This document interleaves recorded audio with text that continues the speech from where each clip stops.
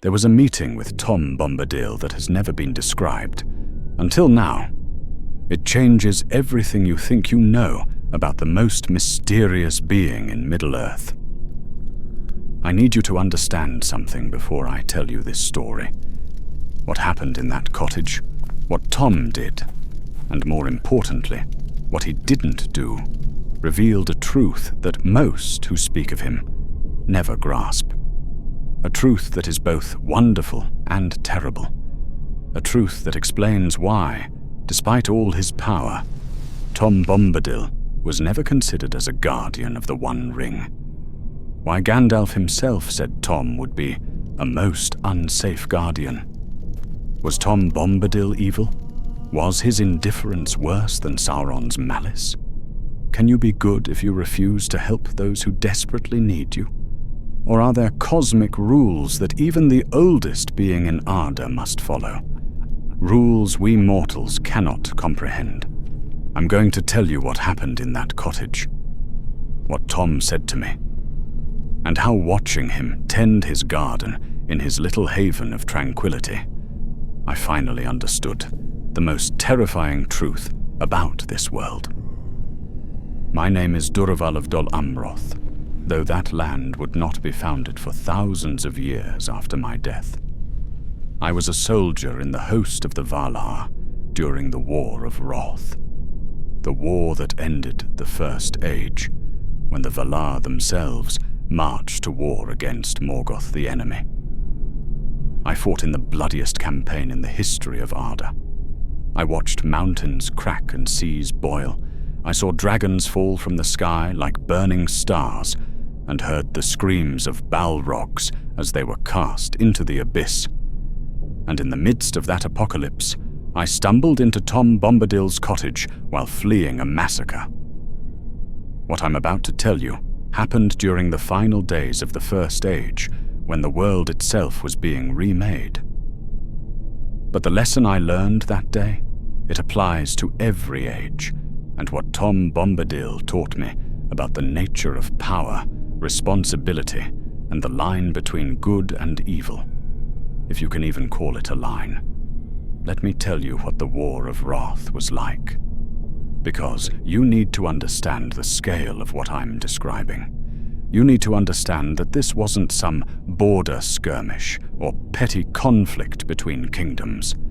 This was the Vala, the powers of the world themselves, coming to Middle-earth in their full might to overthrow the first Dark Lord. I had volunteered for the host when I was young and stupid, and believed that fighting for the Valar meant you would be protected. That righteousness was a kind of armor, that if your cause was just, you would somehow be safe. The war taught me otherwise. I served in the van of the host of the West, the forces of Valinor that crossed the sea to make war on Morgoth in his fortress of Angband. We were men, mostly, the Edain who had remained faithful, who had not been corrupted by Morgoth's lies. But we fought alongside Elves and Maia, and we marched under the banners of the Valar themselves. For 40 years the war raged, 40 years of battle across the shattered remains of Beleriand, 40 years of watching the land itself break apart under the fury of our conflict. I saw things no living man in your age could comprehend. I saw Eönwe, herald of Manwë, bright as a star and terrible as lightning, leading charges against formations of Balrogs. His presence on the battlefield was like looking at the sun. You couldn't stare directly at him, but you always knew where he was by the glow, by the way darkness fled before him. I watched as dragons the size of mountains, offspring of Glaurung, father of dragons, breathed fire that melted stone and boiled rivers. The heat from their breath could be felt miles away. I stood in the thunder of Morgoth's own voice as he screamed defiance from the gates of Angband, and I felt that voice like a physical blow, like being struck by a hammer made of pure malice. Men fell dead from that voice alone, their hearts stopping in their chests. The host was vast beyond counting. Thousands upon thousands of warriors, supply trains that stretched for miles, siege engines built by the Noldor that could hurl boulders the size of houses. We had wizards, Maia in their full power, who could call down lightning and command the very earth to open. We had the greatest warriors of the Eldar, survivors of the First Age, who had fought Morgoth's servants for centuries and knew every trick, every stratagem. And still the war lasted 40 years. That's how powerful Morgoth was. That's how deeply he dug into the world. We believed we were winning, and we were. Slowly, at terrible cost, we were pushing Morgoth back, destroying his armies, breaking his fortresses one by one. But winning a war and surviving it are two different things. I was part of a scouting force, 50 men and elves, sent to map the approaches to Angband through the Iron Mountains. It was supposed to be a simple reconnaissance. We had air superiority. Most of Morgoth's dragons had been slain or driven into hiding.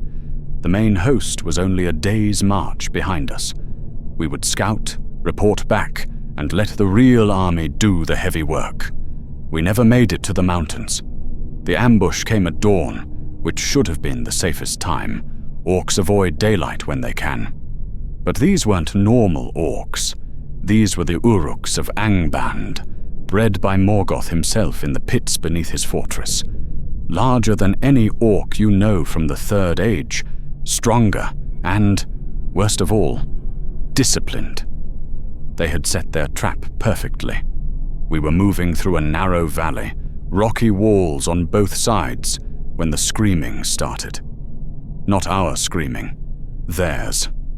A war cry that sounded like metal scraping on metal, like the screech of something being torn apart. They came from above, dropping from the cliffs, and they came from ahead where they'd been hidden behind false rock formations. 50 of us, maybe 300 of them. The captain ordered a fighting retreat. We turned and ran, but we ran in formation, stopping to face them whenever they got too close, loosing arrows, holding them back just long enough to gain another 100 yards. It wasn't enough. They had wargs, great wolves from the north, big as horses and twice as mean. They hit us from behind, tearing through our rear guard in seconds. I heard Uldor. He'd been my tent mate for 3 years, taught me every card game known to men, always shared his rations when mine ran out. I heard him screaming as the wolves brought him down. I wanted to turn back, to help him, but someone grabbed my arm and pulled me forward. "He's gone! Run!" It was Mirith, an elf woman who'd survived the fall of Gondolin. She'd seen worse than this. She knew when someone was past saving. So I ran. We lost people every minute. The elves tried to slow the enemy with archery, but there were too many. The orcs had nets and thrown weapons, and every time one of our elves stopped to shoot, they'd be buried under a rain of javelins. I saw Phelan fall that way. He'd killed 6 orcs with 6 arrows, and then a spear caught him in the throat. He died still, knocking a 7th arrow. The humans fared even worse. We were slower, tired faster, bled more easily. One by one, my people fell. Turum, who used to sing songs from his village in the evening. Bragor, who could fix any piece of broken equipment with nothing but wire and determination. Lena, who'd saved my life in the siege of Himring and never let me forget it. All gone in the space of 2 miles. By the time we'd gone 2 miles, there were only 12 of us left. That's when the dragon came. Not one of the great dragons. Not Ankalagan the Black or any of his monstrous kin. This was a lesser drake, barely 30 feet long, but that was enough. It came from the west, from the mountains, drawn by the sounds of battle, or perhaps specifically sent to cut off our escape. It landed in front of us, blocking the path, and when it opened its mouth, The heat alone knocked 3 men off their feet. The captain, an elf named Felmorn, who had fought in the Nirnaeth Arnoediad and survived, didn't hesitate. He charged the dragon with his sword raised, screaming a battle cry in a language I didn't recognize. The dragon ate him, just opened its jaws and snapped them shut, and Felmorn was gone. That's when the formation broke. That's when we stopped being a unit and became individuals, each running for our own lives. I ran west, away from the dragon, away from the orcs. I ran into the forest that bordered the valley, crashed through underbrush, leaped over fallen logs, didn't look back, didn't think, just ran. I ran until my lungs burned, until my legs were shaking, until I couldn't hear the orcs anymore, couldn't hear the dragon, couldn't hear anything but my own ragged breathing and the pounding of blood in my ears. And then I stopped, and I leaned against a tree, and I realized 3 things. First, I was completely lost. Second, I was wounded. There was an arrow in my shoulder. I didn't even remember being hit, and blood was running down my arm. Third, I could smell smoke, not the smoke from the dragon's breath. That was behind me. This was different. This was the smell of burning forests, of wood and leaves and grass consumed by fire. It was coming from ahead, from the west. The war had caught up with me. I started moving again, trying to circle around the fire, trying to find my way back to the host. But the smoke was getting thicker. The flames were spreading, and I was leaving a blood trail that any orc with a nose could follow. I was going to die out here, alone, lost, unmourned. That's what I was thinking when I saw the light. It was the wrong kind of light. Not firelight. This was softer, warmer, golden like late afternoon sun, even though it was barely past dawn. It was coming from ahead, through the smoke and the trees. I thought it might be the enemy. Some trap, some illusion meant to lure desperate soldiers to their doom. But I was desperate, and I was dying, and I didn't have any better options. So I walked toward the light. The smoke cleared. That was the first impossible thing. One step I was choking on ash, the next I was breathing clean air. The forest around me changed. The trees were no longer blackened and burning. They were green, healthy. There were flowers growing on the forest floor. Flowers in the middle of a war zone. And ahead, in a clearing, was a cottage. It was small and quaint and completely absurd. Thatched roof, round door, a little garden out front with neat rows of vegetables and bright patches of wildflowers. Smoke was rising from the chimney. Not the smoke of war, but the smoke of a cook fire.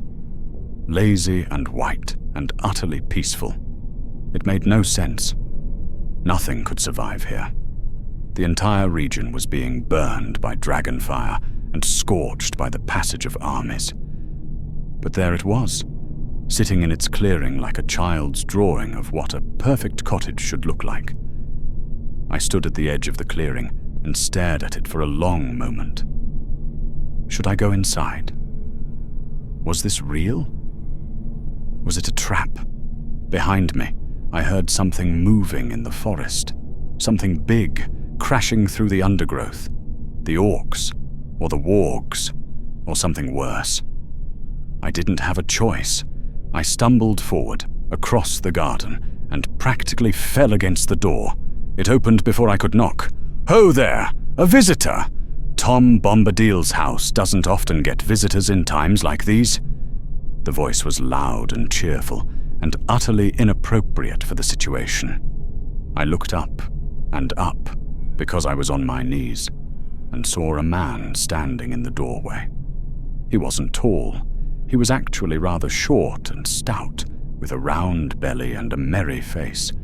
He had a thick brown beard and bright blue eyes that crinkled at the corners like He was perpetually on the verge of laughing.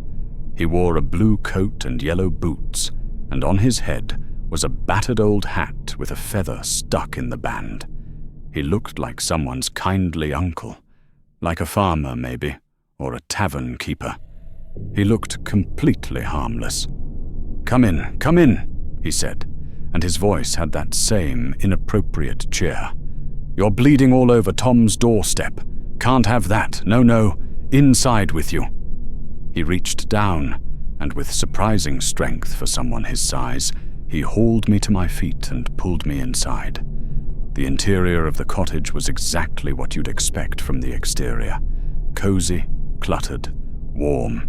There was a fire in the hearth, a table with mismatched chairs, shelves filled with odd objects, stones and feathers and bits of interesting driftwood. Herbs hung drying from the rafters, and the whole place smelled of bread and honey and growing things. And standing by the fire, stirring a pot, was the most beautiful woman I had ever seen. She turned to look at me, and I forgot about the wound in my shoulder. I forgot about the orcs and the war and everything else. She had long hair the color of river reeds in summer. Her dress seemed to shift color as she moved, green like deep water one moment, silver like rapids the next. Her eyes were the blue-gray of a cloudy sky, and when she smiled at me, I felt like I had just heard the first bird singing after a long winter.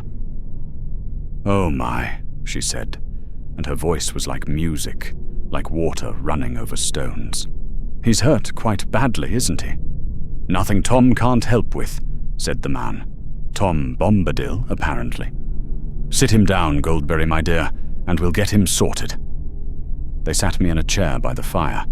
Goldberry brought water and cloth, and Tom pulled the arrow from my shoulder with one quick yank that made me bite my tongue to keep from screaming. "There," Tom said cheerfully. "Arrow's out. Now we wash it and wrap it and give you something to eat, and you'll be right as rain." He was humming as he worked. Actually humming, like this was a pleasant afternoon chore and not emergency battlefield surgery. "Tom," I managed to say. My voice came out as a croak. "Tom Bombadil." "That's my name," he said, grinning. "And you are?" "Duraval. I'm a soldier, with the host of the Vala." "Oh yes, the war," Tom said, still cheerful. "Big war out there. Dragons and bolrogs and all sorts of nasty things. But they don't come here. No. This is Tom's land, and Tom's rules apply here." I stared at him. How is this place untouched?" "Because it's mine," Tom said simply.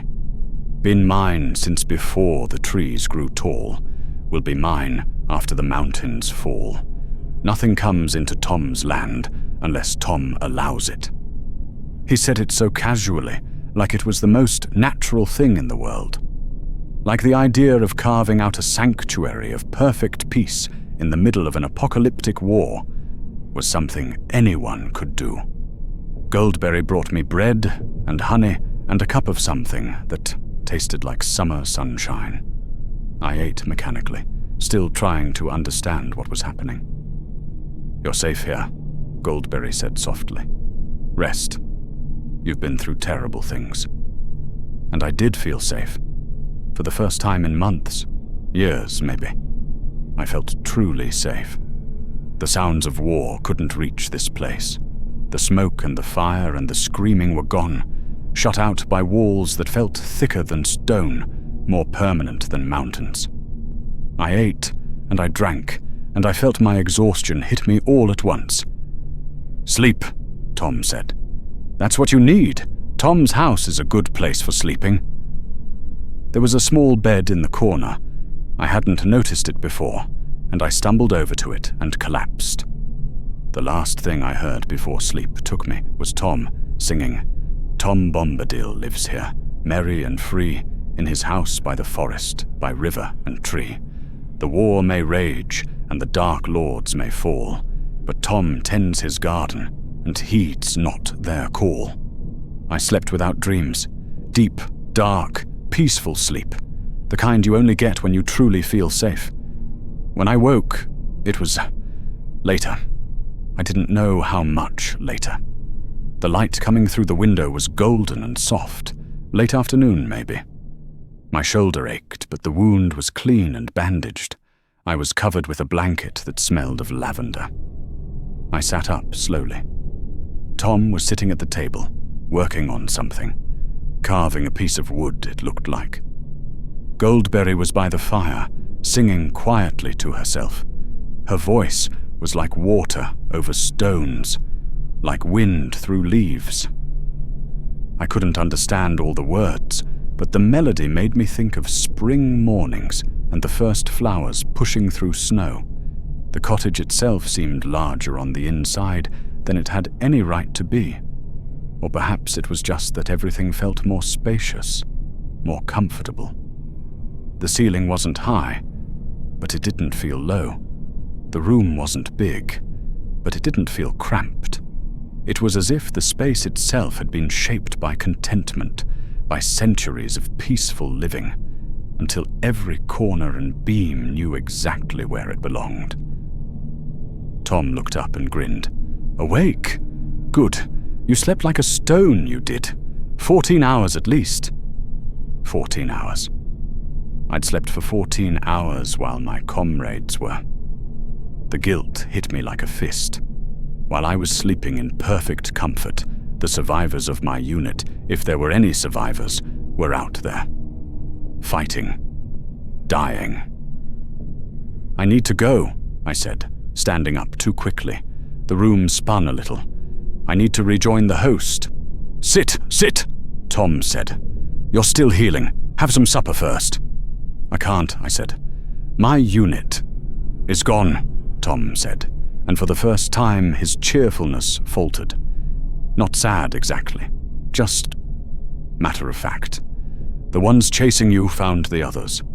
There are no survivors, just you."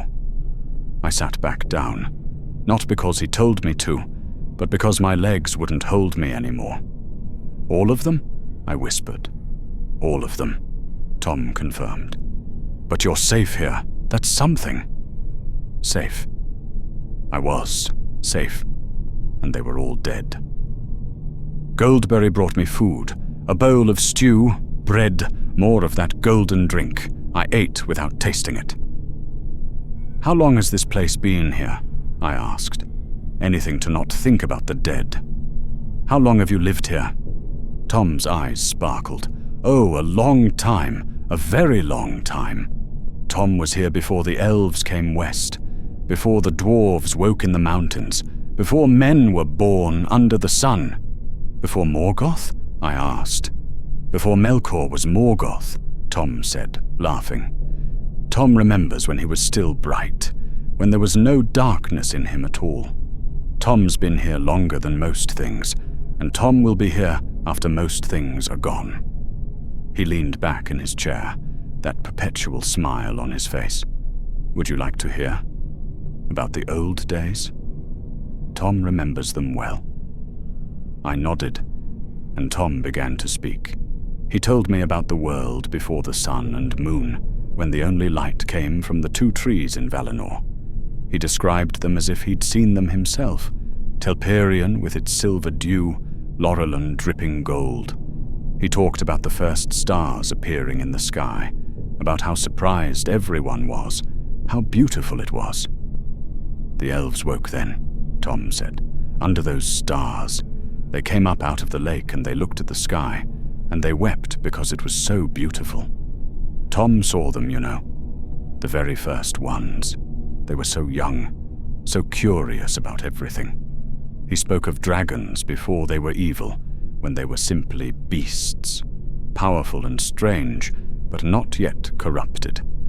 He spoke of the music of the Ainur, not as a story someone had told him, but as if he'd heard it himself, or perhaps had been part of it in some way he couldn't quite explain. And through it all, he spoke with that same cheerful detachment. These weren't memories that moved him emotionally. They were just things that had happened, interesting perhaps, but no more important to him than yesterday's weather. "Then, what are you?" I asked. "Are you one of the Vala? A Maia?" Tom just laughed harder. "Tom is Tom. That's all you need to know. Tom Bombadil, that's my name, and Tom Bombadil is what I am." It wasn't an answer, but I got the sense it was the only answer I was going to get. We ate in silence for a while. Goldberry sang. Tom hummed. The fire crackled. It was peaceful. It was wrong. "Tom," I said carefully, "the war, Morgoth. You know what he's done, right? What he's doing?" "Oh yes," Tom said. "Nasty fellow. Always was. Too proud, that one. Wanted to make everything his way. Couldn't stand anything that didn't obey him. Still like that, I expect. He's enslaved entire peoples," I said. "He's tortured and killed thousands. He's corrupted the very land itself. He's all true," Tom said cheerfully. "Terrible things. But they're out there, not in here. Tom's land is Tom's land, and Tom doesn't let such things in." "But you could help," I said. "You said you're older than the Elves. You clearly have power. Nothing can touch this place. If you joined the war, if you used that power against Morgoth." "Tom doesn't leave his land," Tom said. And for the first time, there was something in his voice that wasn't cheerful. Not angry. Not sad. Just absolute. Like he was stating a law of nature. Never has, never will. "But Tom Bombadil is master here," he said, and his voice seemed to fill the room. "Within his borders, Tom is eldest and master. But beyond?" He shrugged. "Beyond is beyond. Not Tom's to rule. Not Tom's to save." "People are dying," I said quietly.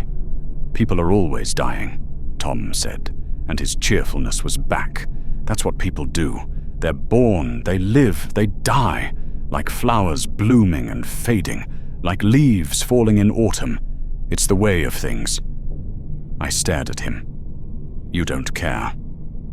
"Tom cares about Tom's land," he said. "About his Goldberry, about his rivers and trees and flowers. Tom cares very much about those things. But not about us," I said.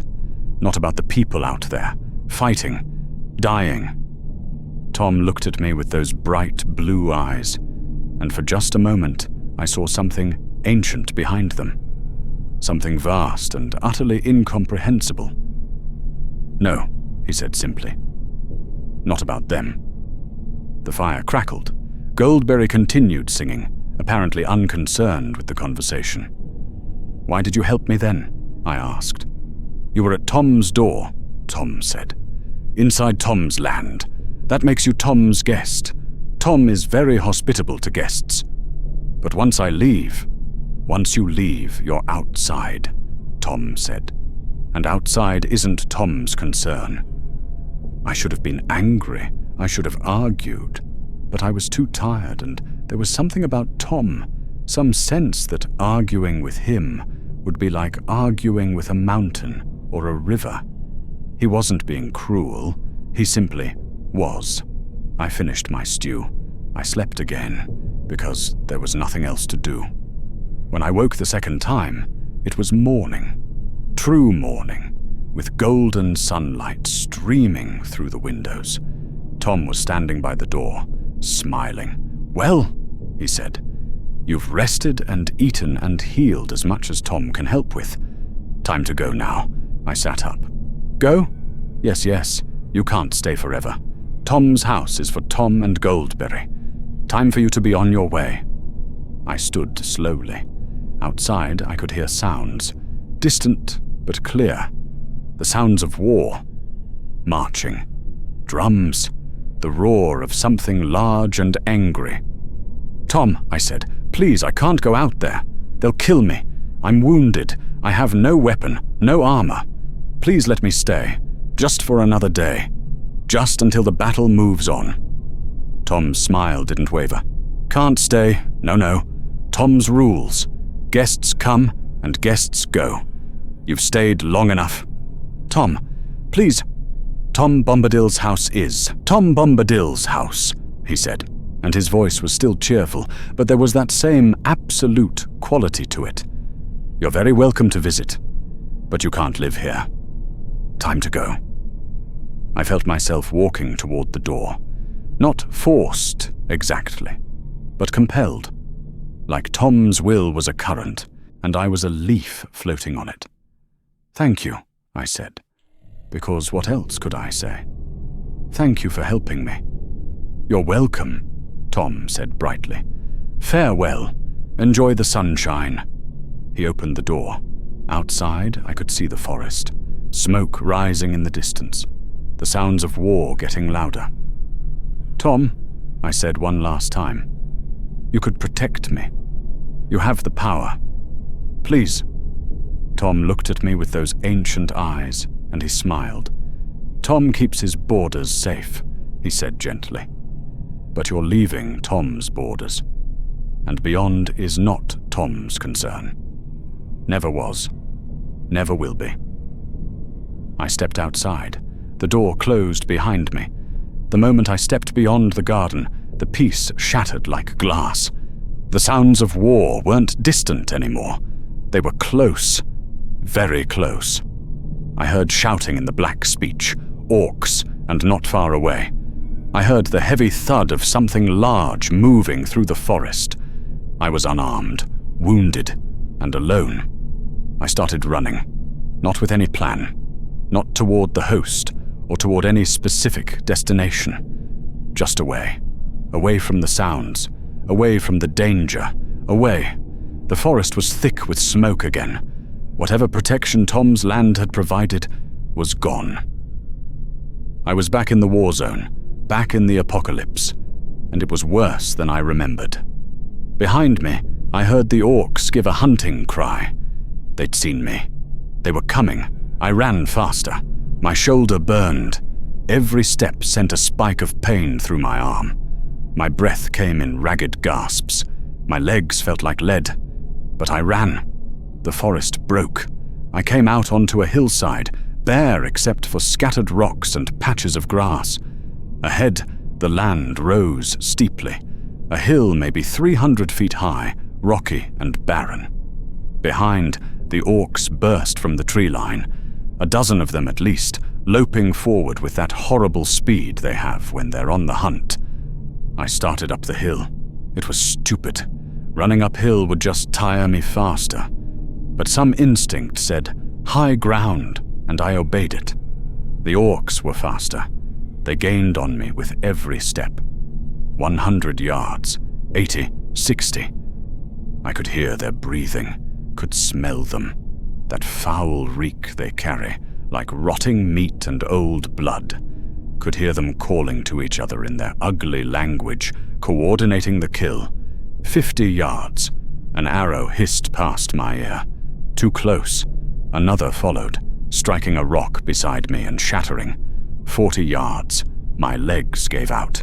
I fell, rolled, scrambled up, and kept going. My hands were bleeding from the rocks. My wounded shoulder had opened up again. Fresh blood soaking through the bandage Tom had applied. 30 yards. Another arrow. This one found its mark, punching through my thigh. I screamed and fell again. The pain was white hot, blinding. I tried to stand, but my leg wouldn't hold me. 20 yards. I could hear them laughing. That horrible barking laugh orcs make when they've cornered their prey. They were in no hurry now. They knew I was finished. I crawled, hands and knees, dragging my wounded leg, pulling myself up the hill one agonizing foot at a time. Every movement sent fresh waves of pain through my body. The arrow in my thigh scraped against bone with each pull forward. The orcs slowed down. They were enjoying this, watching me crawl like a wounded animal. One of them kicked a rock that bounced past me. Another made a comment in the black speech that sent the others into fresh laughter. I reached a flat spot near the top of the hill and couldn't go any farther. I rolled over onto my back, breathing in gasps, staring up at the sky. The orcs surrounded me. Their leader, a big one with a scarred face and armor made from bits of scavenged metal, looked down at me and grinned. He said something in the black speech. The others laughed. He raised his sword. I closed my eyes. And then, in those final seconds, I opened them again. I didn't want to die in darkness. I wanted to see the sky one last time. I looked past the orcs, down the hill, across the valley, and I saw it. Tom's cottage. It was there in the valley below, exactly where I'd left it. A small green clearing in the midst of the smoke and devastation. The thatched roof, the garden, the little puff of white smoke from the chimney. And in the garden, I could see him, Tom Bombadil. He was kneeling among his flowers, tending them. He had a small trowel in one hand and was carefully working the soil around a plant. Behind him, Goldberry emerged from the cottage carrying a tray. Tea, probably, and some of her little cakes. Tom looked up as she approached. He smiled. He said something I couldn't hear. She laughed. They were having a pleasant afternoon. The orc's sword came down. I felt it enter my chest. Felt the coldness spread through my body. Felt my breath stop and my heart stutter and everything start to fade. But I kept my eyes open. I kept looking at that cottage. Tom was planting something now. A new flower for his garden. He was humming. I couldn't hear it, but I could see his lips moving. Could imagine that cheerful tune he sang about being merry and free. The orcs were speaking. One of them kicked me. I didn't feel it. Everything was going grey at the edges. The sounds were fading, but I could still see the cottage. Tom stood up, dusting off his hands. He looked satisfied with his work. He picked up his teacup and took a sip. He didn't look up, didn't glance towards the hill, didn't seem to notice or care that a man who'd eaten at his table, who'd slept in his home, who'd begged him for help, was dying less than a mile away. He was content. My vision darkened. The cottage became a blur of green and gold. The last thing I saw was Tom Bombadil, tending his garden, singing in the sunshine. Then everything went black. Now you know what happened. Now you understand why I tell you this story. Tom Bombadil wasn't evil. I want to be very clear about that. Evil requires intent to harm. It requires malice, cruelty, a desire to cause suffering. Tom had none of those things. What Tom had was indifference. He helped me because I was inside his borders, and within his borders his rules applied. He was a gracious host. He fed me, healed me, gave me rest. He was kind in every way that mattered to him. But the moment I stepped outside his borders, I ceased to exist in any meaningful way. Not because he hated me, not because he wished me harm, simply because I was no longer his concern. To Tom Bombadil, my war was no different than ants fighting in his garden. Interesting, perhaps, in an abstract way, but not something that required his intervention, not something that mattered in any real sense. And here's the part that took me years to understand, the part I only grasped in that final moment looking down at his cottage. He was right. Tom Bombadil is older than the mountains, older than the elves. He was there before the sun rose, before the moon was made, before any of the things we consider ancient even existed. From his perspective, the entire War of Wrath, 40 years of apocalyptic battle that remade the face of the world, was a brief disruption, a momentary unpleasantness, like a summer storm that passes quickly and is forgotten. My life? My hopes and fears and desperate struggle to survive? To Tom, I was a mayfly, a creature that lives for a single day and then is gone. He was kind to me because he is kind by nature. But asking him to care about my fate beyond his borders was like asking the sea to care about a single drop of water. It wasn't cruelty, it was cosmic indifference, and that's more terrifying than any evil could ever be. Because evil you can fight, evil you can resist. Evil has a will, and where there's a will, there's a way to oppose it. Morgoth could be defeated. Sauron could be challenged. Even the greatest darkness can be met with light, with courage, with the determination of free peoples to stand against it. But indifference? Indifference is a wall. It doesn't hate you. It doesn't want to hurt you. It simply doesn't care, and nothing you do or say will change that. You can plead with indifference. You can argue with it. You can offer it everything you have, and it will smile pleasantly and remain unmoved. There's a reason Morgoth feared the Vala. They opposed him. They cared enough to be his enemies. Tom Bombadil. Morgoth could have conquered all of Middle-earth, and Tom wouldn't have raised a hand to stop him. Not unless Morgoth threatened Tom's borders. Not unless the darkness reached the edges of Tom's land. That kind of indifference is more absolute than any hatred. Tom Bombadil is the living embodiment of that indifference. He exists outside the moral framework that governs the rest of us. He's not good or evil. He simply is. You asked if Tom was evil for letting me die. The answer is no. He wasn't evil for the same reason the ocean isn't evil when it drowns a swimmer. The ocean doesn't hate the swimmer. It's just being the ocean. Tom Bombadil was just being Tom Bombadil. Could he have saved me? Absolutely. He had the power, without question. He could have extended his borders, could have sheltered me indefinitely, could have used that ancient power of his to protect me from the orcs. But he didn't. Not because he was cruel, but because doing so would have violated his nature. Tom's power is tied to his land, to his borders, to the limits he has set for himself. To expand those borders, to take responsibility for things beyond them, would make him something other than what he is.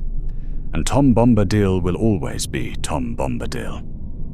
Do you understand now why the Council of Elrond never seriously considered giving him the One Ring? Gandalf said it best. Tom would be a most unsafe guardian. Not because Tom would be corrupted by the ring, he wouldn't. The ring has no power over him, but because Tom would forget about it, would set it down somewhere and wander off to look at flowers, would give it away to a passing stranger if they seemed pleasant and asked nicely. Tom Bombadil doesn't care about the fate of the world. He never has. He never will.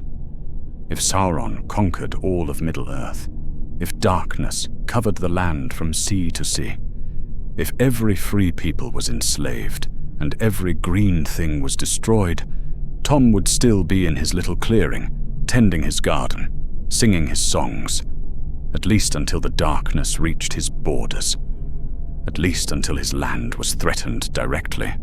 And then Tom would fight, would defend his home with all that ancient power, would stand against Sauron himself if necessary, but only to protect what was his, only to maintain his borders. The rest of the world? Not his concern. Is that evil? I don't think so. I think it's something beyond evil. Something more fundamental and more terrible. I think it's the truth about power itself. Tom Bombadil has the power to change things, to protect people, to make a difference in the great struggles of the world. But he chooses not to because doing so would change him, would make him something he's not. And perhaps there's wisdom in that. Perhaps there are rules, cosmic laws that even the oldest beings must follow. Perhaps Tom understands something we don't about the nature of intervention and responsibility and the consequences of using power beyond your proper sphere. Or perhaps he's just indifferent. I died on that hillside not knowing the answer, and even now, with all the time I've had to think about it, I still don't know. What I do know is this. Tom Bombadil is the most dangerous being in Middle-earth precisely because he's not dangerous. Because he exists outside the conflict between good and evil, beyond the concerns that drive the rest of us, in a space of perfect contentment that nothing can touch and nothing can change. And if you ever find yourself in desperate need, running from death, and you stumble upon a little cottage with a thatched roof and a garden full of flowers, be grateful if Tom Bombadil helps you. But don't expect him to save you.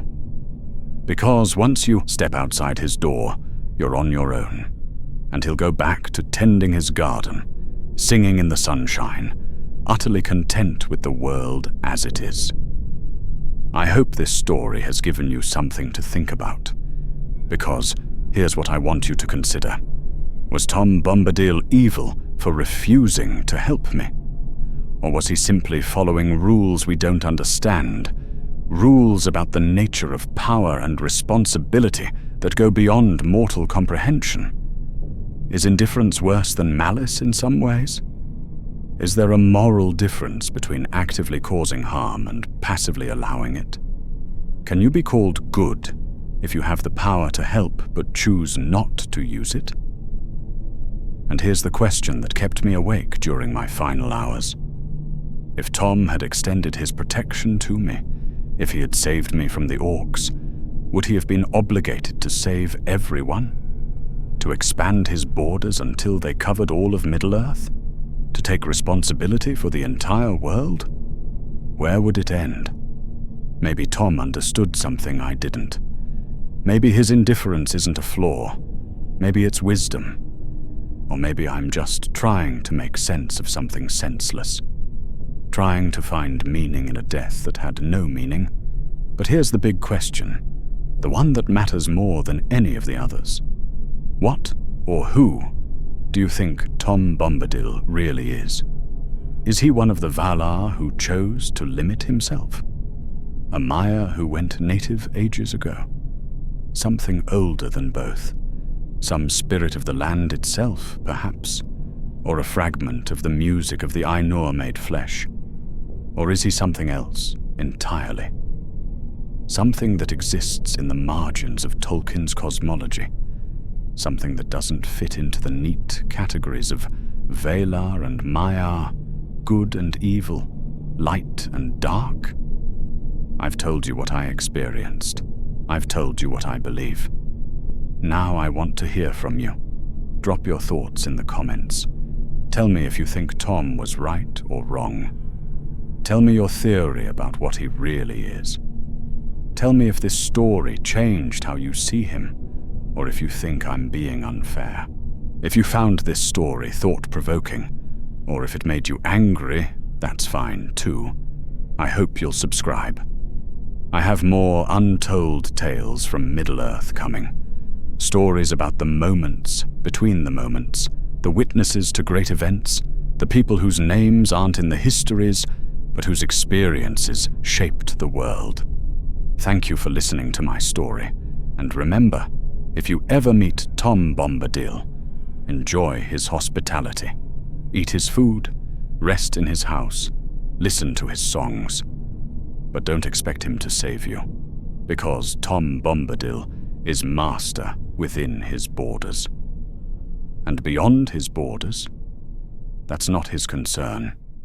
Never was. Never will be.